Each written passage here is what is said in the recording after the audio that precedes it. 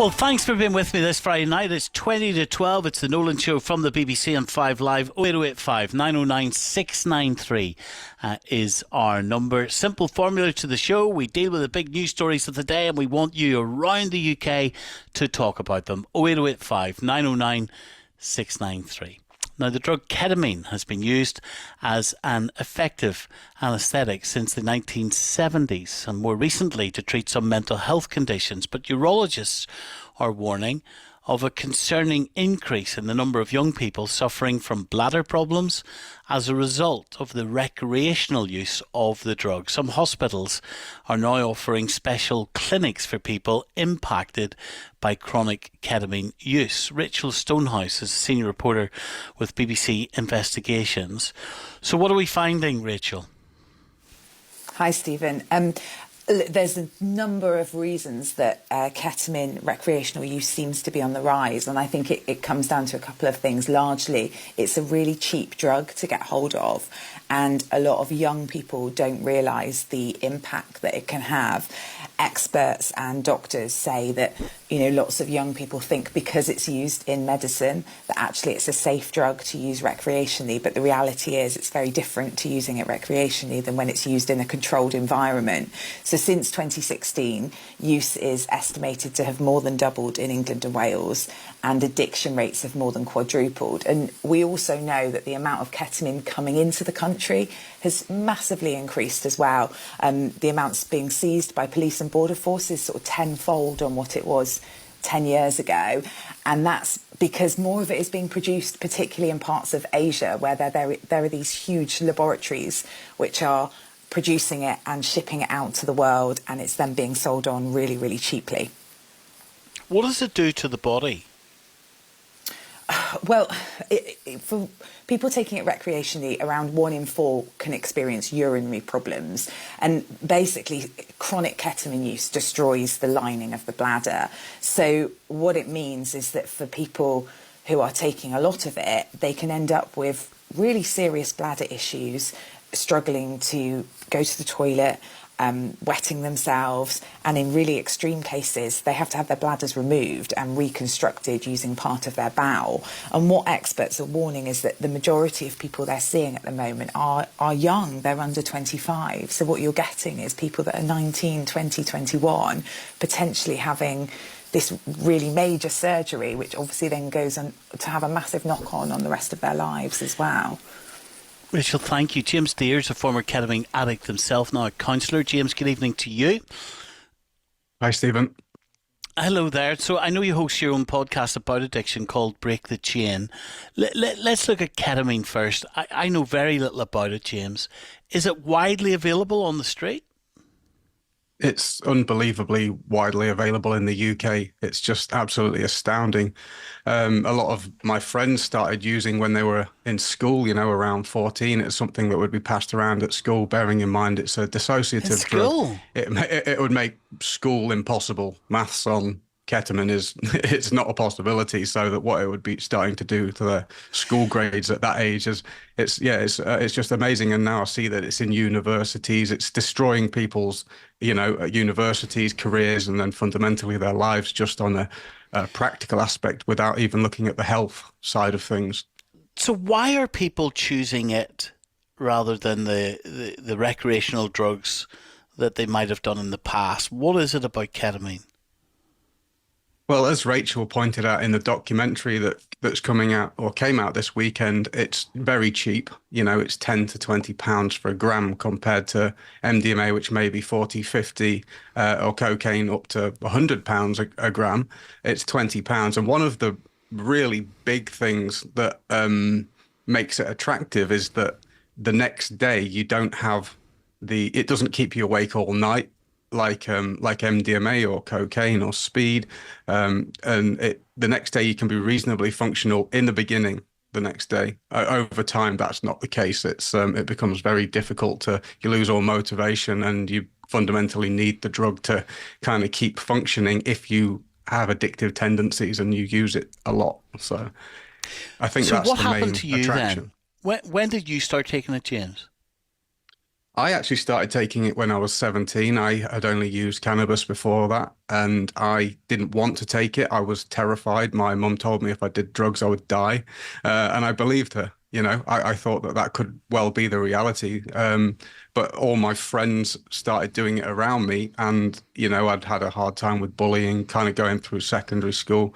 And I really valued the friendships that I had. And I felt like it was either use this for social acceptance to kind of stay accepted by my friends, or go back or go back to being lonely at the risk of dying. And I actually chose social acceptance over that huge risk. It was as a teenager, that was more important to me.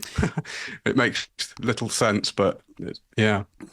When did you realize you were in trouble with this, mate? Um, really late. I actually passed out while I was driving once and crashed into another person at the traffic lights.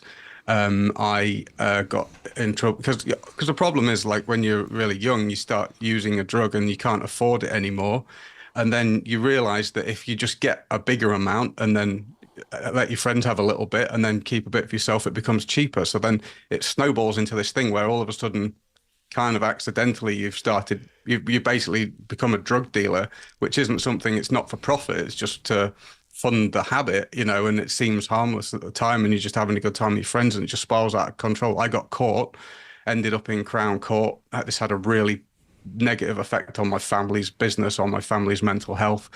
Even then, I don't even think I really knew I was in trouble. It was really once my body started having these huge negative effects, like the problems with the bladder, needing to urinate frequently. Even after you urinate, it's still burning really badly, and it still feels like you need to go. You become uncomfortable. You get cramps, which cramp across the entire front of your body, which fold you in half. Which I've have friends who have been through childbirth who say that ketamine cramps are far worse than the pain that they went through in childbirth. And this is something that can last up to a week, where you can't do anything. You have to run a hot bath and basically just sit in a bath.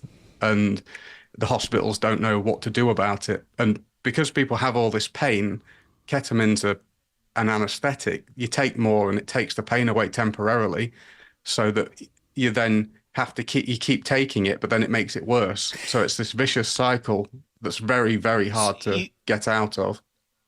You find yourself then in this situation where you had an addiction, you had the physical pain, but you were also inflicting pain on the people you love because of your addiction. And I bring that up because I spent quite a lot of time last year in a maximum security prison in Northern Ireland, filming a documentary series for the BBC. And one of the, and look, it's obvious, but it's when you see the whites of the prisoners' eyes and they tell you how painful it is for them, not just, and obviously they've got victims and that's where the ultimate pain is, but how painful it is for them because of their addiction, that they have inflicted so much distress on their family. How much distress did you inflict on your family because of your addiction? At the time, I didn't realize that I was. It's, the one of the problems with addiction is it's characterized by the fact that it takes the priority over everything else. It's your central worshipable object. And it's the thing that you're going to do above everything else. And it's not that you don't care about other people. It's that you become apathetic almost by placing the drug at number one, or process, or it can be other things. Addictions aren't just to substances. Are your mum and dad still alive? Yes, they are. Did you see the pain in their eyes? Absolutely. And it's been, I feel so grateful that I've been able to, get into recovery from addiction. I've been sober now for around 5 years, and apologize to them and actually situate myself on the side.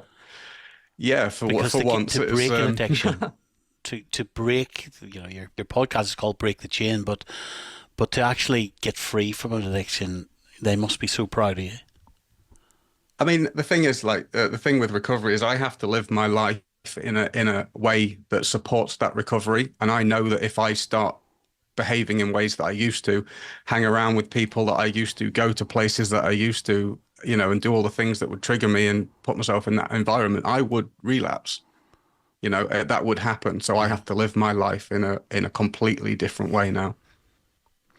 Finally, what is your advice then to someone listening to this? My goodness, they might be taking ketamine, they might be contemplating doing it, they might be young and think that they are invincible.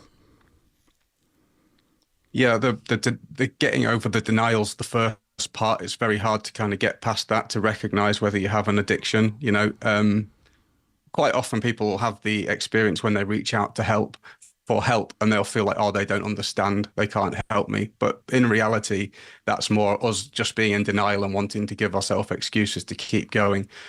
Reach out for support in any way that you can. Surround yourself with good people who are, you know, living healthy lifestyles, who are supportive. If you can't find that, find it through some professional services, or, you know, there's many, many charities out there. And just get in touch with recovery. Obviously, going to Alcoholics Anonymous and Narcotics Anonymous is a great place, just by the fact, because of the fact that there will be people there who are sober, who have wisdom in recovery, who can guide you along the path, even if you don't completely agree with everything about them, you know, but just looking for the wisdom and trying to act upon that. James, thanks for sharing your story, and good luck for your future. And I'm glad you've got free of this stuff, sir. Thank you very much indeed. Thanks for having me, Stephen. Thanks a lot. Night night.